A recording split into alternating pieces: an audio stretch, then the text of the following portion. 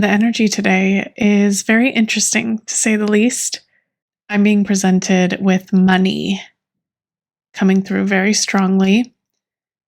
Specifically, this might be a reading focused on wealth. I kind of see this being something where we dive into money as an energetic concept, or we dive into money quite literally, like dinero, dollar bills, the things I don't have. I won't focus on silly aspects of money because I'm not really a reader that will superficially blow smoke up your ass and tell you a social construct that we've created as humans will bring you fulfillment. But instead, I think this message might be really focused on fulfillment through abundance. I see this kind of looking like a life path reading, which I do pretty infrequently. So stay with me if you're feeling like wealth or money is on your mind in some capacity at this current time. As for those who this message is for specifically, it's a little tricky today. Sometimes there's specifics that come up at the beginning to kind of guide me, but today it kind of seems it's just focused on wealth more generally. So I'll just make that specific for you with what's coming up here. Which, by the way, if you're new here, I always leave what I pull in the description. I have kind of a unique way of channeling, so I fill in those gaps with my notes in the description for my readers and watchers. Otherwise, it would just take simply too long to explain everything in the reading itself. So who this message is for, if money is on your mind in some way, shape, or form, this might be for you. But what I'm seeing doesn't necessarily narrow it down because almost every person on the planet is thinking of money in some regard, regardless of how much they make. So really, that doesn't tell us too much. I think where this could get more specific and where I'm making inferences right now is I think this message is more so for those who are in a current pivot state of energy with wealth, with money. That means if what you've perceived in the past about money has dramatically changed in some way very recently, then this is your reading. That could look like in the past, maybe you didn't value money or accumulating wealth, and now you're just starting to value it in a new way. It could also look like the past was filled with valuing it too much, and now you're in a place where that value doesn't make sense anymore like it used to. I kind of see this being split into two parts. So the important part in discerning if this message is for you is thinking about if you've made some sort of pivot in your wealth energy recently, maybe even differently than those examples I gave. But the important part here is there's a new push, there's a new pivot that you're experiencing in some way that you haven't in your past. It might feel like disorienting or even overwhelming, but more than anything, it's just different. Then this is your message. All right, so the first part, it seems like Spirit here is going to divide this message into two groups of the collective. The first group is those who didn't value money in the past. So your shift right now is bringing your attention now in some way to your present, and now you are valuing money in a way you didn't used to. Either you're focusing on it more and you weren't in the past. This could also look like trying to save more, planning for your future. There's something more serious about your energy now than there was in the past regarding wealth, money, financial planning, career. I just kind of see this group, this part of the collective. There may have been a slight recklessness in the past or in the perception of money in the past, whether that be not acknowledging it or acknowledging it and spiritually bypassing it as it doesn't matter in the spiritual world in some way, which I do kind of understand is I started this message off with that it's a social construct. So that's the kind of bypassing I'm talking about here is you were just aware of that. So you didn't perceive a value to it, but something in that has changed recently. Now there's a perceived value. You're starting to form. There's a message here about freedom, like your soul in both timelines just wanted to be free, but it's just changing its mind about like how it comes. So in the past, you maybe have viewed freedom by deliberately ignoring or bypassing financial matters, planning, attention. And in some regard, that avoidance was your freedom. That was your choice. Now I see you looking at this differently. I see the shift as having more stability in some way through material matters is now how you're perceiving freedom. And I kind of feel like this message for you specifically for this group is more involved in defining freedom more specifically. You seem to understand you want freedom, but the shift in how you obtain it is creating some doubt because you spent so long seeking it in another way and then found out you weren't actually free. So, for example, avoiding financial matters, planning, spiritually bypassing it, whatever it was, you found out that didn't actually make you free. And so now there's like some sort of self-doubt in the second pursuit where now you're focusing on it. I think the message is Spirit wants you to know that freedom is more than just the numbers on the screen or avoiding the numbers altogether. There's a push to shift from these numbers entirely and to look at the feeling you're desiring instead. Okay, now I'm being shown like some sort of comparison or metaphor here. You know that feeling when you get, sometimes it's hard for me to explain what I'm being shown, but you know that feeling that you get when you're bored sometimes, and instead of doing the logical remedies that would help the boredom, nothing sounds appealing in that bored state? This is exactly the wealth problem Spirit is identifying through this example, through that feeling. When you feel boredom and you don't want to do things to specifically help the boredom, the issue isn't the boredom itself or how to help it, because it's not a literal problem. It's desiring a specific feeling that no task can really pull out of you, and you being aware of that on some level. The reason everything sounds unappealing is that your mind wants to replicate a sense of comfort, a certain past feeling, but the options that you're trying to replicate with solving the boredom won't do that. This is exactly what's happening when you both avoid wealth planning or avoid financial matters, and you overwhelm yourself about planning and financial matters. Both are just like task-oriented solutions. You're almost too focused on the literal solution of the matter, like I'm bored, let's do this task, or I'm broke, let's do this budget. It's too simple. Instead, I think what's being suggested here is it's not about the numbers, the budget, or the plan. It's about the feeling you're trying to get from that budget, the plan, the solution. And that feeling for you is specifically freedom. If and when you reach these goals, which I see you will, you'll end up in the same place of dissatisfaction that you arrived in when you were avoiding these goals. And the reason is because the goals are irrelevant. It's the feeling you want, and that's freedom. I don't say that to discourage you, like to stop planning, to stop trying. I think Spirit just wants to explain this to you so you have more clarity in what you're actually solving. So now that I've explained that, I guess the practical, how do I feel free in such a seemingly unfree world is the next question. And I think that this message is more so focused on you prioritizing the end goal, which is freedom, instead of the byproduct, which is money. And I think what this looks like is in real life, finding jobs that you enjoy doing, not just jobs that pay the bills. And I can already feel the recoil of some of you when I give that advice. I know you've probably heard that a million times. Like, okay, so sure, I'll pretend I don't have any bills and responsibilities and can just do whatever I want. But it's not about avoidance.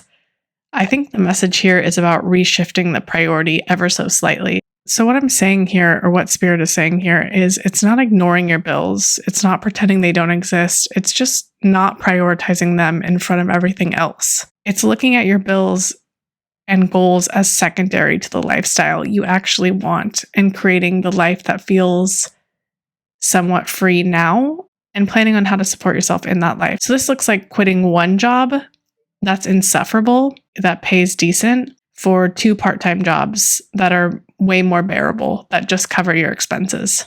Now, you're not saving an excess amount, sure, but you're free in the sense where you made a decision and you showed yourself you're not trapped in that circumstance. And I think that that is what Spirit is alluding to, is freedom here, to make it work no matter what, and to show yourself that you're not trapped anywhere. And I think that that's where the confusion might be here, is you're giving your power to the circumstances for the wrong goal, which is the money goal. And the goal isn't money. Money is the byproduct. The goal is freedom.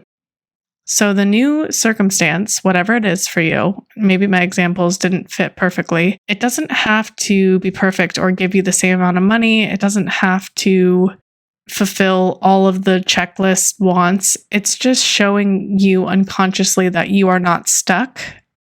And that is what I'm being shown is the real goal. This is different from what you did in the past where you avoided money as a whole, because this is you consciously deciding to take your power back and choosing different circumstances that have drained your power.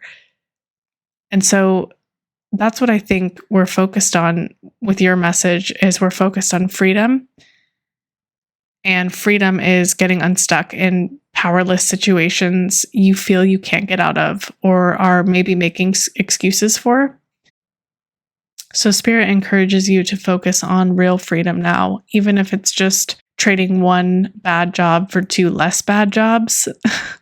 That's a step into freedom. And wealth then comes as a byproduct, but you won't really be seeking it at that point because you're already living in the truth. The second part of the message is for those who overvalued money in the past and are now reaching a place where the pivot is, oh, that didn't really help me. And maybe I put too much value on it in the past. And I should have been focused in other places. If you listen to the first part or the counterpoint or the mirror experience of yourself, it might help you get a little bit more perspective. So I encourage you to check out the first part as your mirror experience. But your specific message, from what I sense, your wealth path has been successful overall in certain ways. You are very powerful. So the focus you drew to this accumulation did build something. I'm not sure exactly what it is. It's not clear. This could be like you focused on your career really strongly to build wealth. Maybe you didn't actually manifest the physical cash or the influx of reserves of that career, but you brought forth success and career advancements that pay more than the average.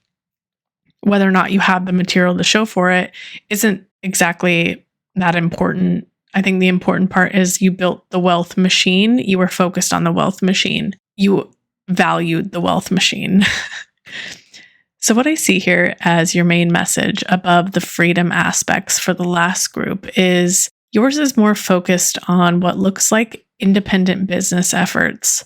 I see here you may have pursued on and off independent business ideas, whether this be while you were accumulating wealth or intermittently. You've maybe always been drawn to building businesses specifically. It's unclear if you're doing that now or if maybe this is just an inconsistent effort on your end where it's kind of like showed up in a desire and fallen off, or you could be doing it now. But what I see here is for you specifically, the ultimate goal of freedom for your soul is really focused on this self-employed entrepreneurial spirit. It's more than just removing yourself from situations that feel like they entrap you, like the first group. It's more that your soul needs to build something specifically.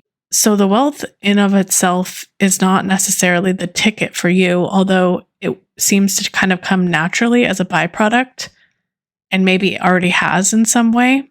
But I see the real need here is through independent efforts, is through self-independent employment. And I think that that looks like starting something that you fully own, even if the pay decrease is substantial.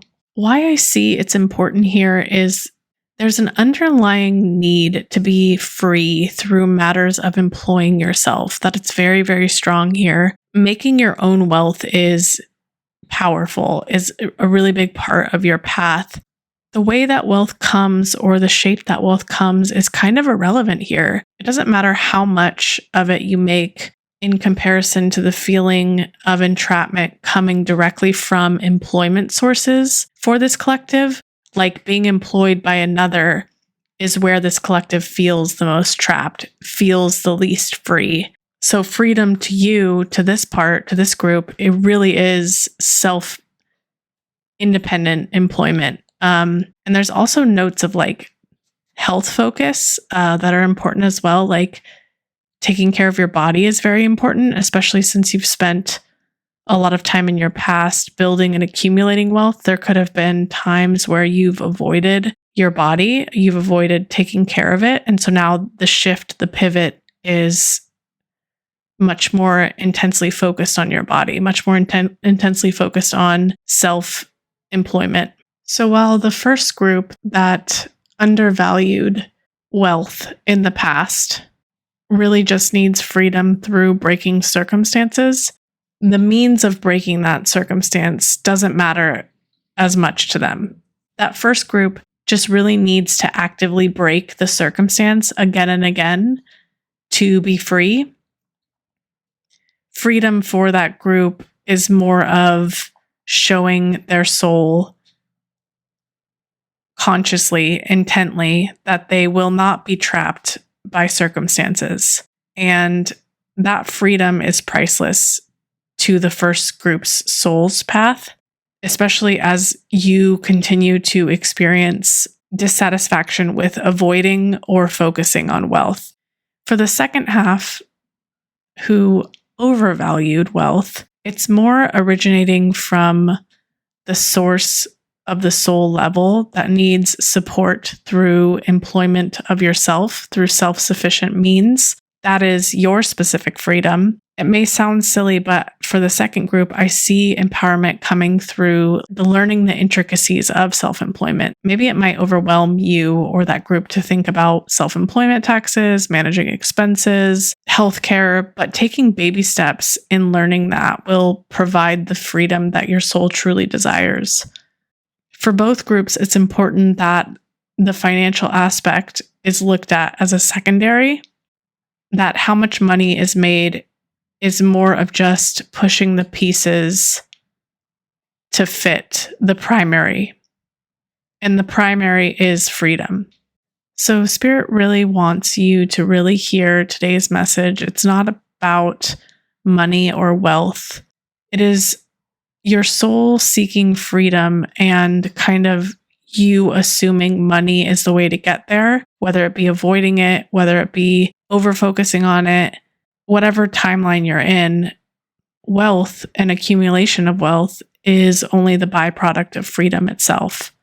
So Spirit is encouraging you to seek freedom first, and wealth will come as a natural result of that freedom once you shift your priorities ever so slightly.